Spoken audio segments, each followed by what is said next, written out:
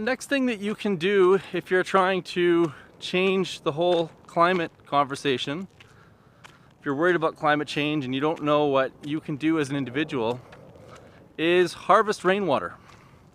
Now you might think that that's a weird thing to suggest, but let me tell you why it's important. So rainwater is freely available distilled water that comes from the sky.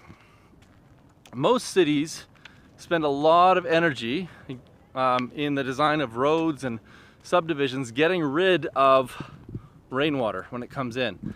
And it creates a huge problem. It creates stormwater, which sends tons of pollutants into the city, or the river system, I should say.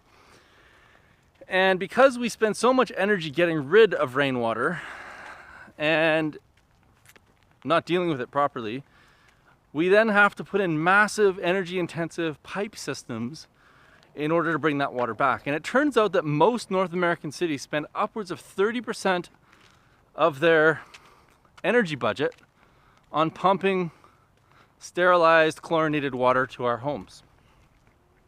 Now, water obviously is removed from a river or a local groundwater source, so it's energy intensive.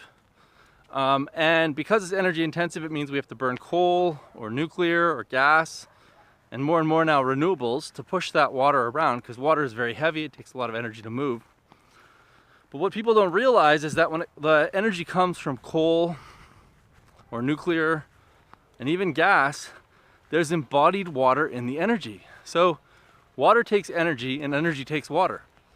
And that's because these power plants need massive amounts of water to in the process of generating steam, some of which gets recycled, or a lot of it I should say. But the part that can't be recycled is the cooling water, the water that needs to be turned into vapor.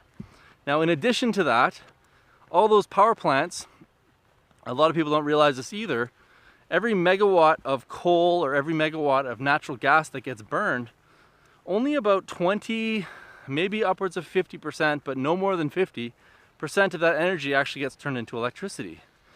So anywhere from 70 to 50% of the energy embodied in that gas or coal or even nuclear gets discharged into the atmosphere or into your local lake or into the ocean as thermal waste heat.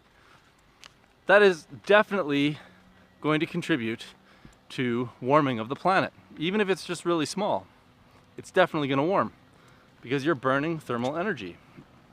So reducing the amount of energy that you use as an individual is really simple to do if you are growing a garden or you're using water on your property, just by putting up a few rain tanks and harvesting that water and using it as opposed to city water. The other thing that harvesting rainwater does on your property is it reduces the burden on the storm sewer. So it means that cities have to put less money and energy into maintaining storm sewers, which saves you as taxpayers. It also means that we're sending less water into the rivers during massive rain events, and we're actually holding some of the water back, which then can actually help to drought-proof the city, make the city more resilient. It makes your gardens more vibrant, and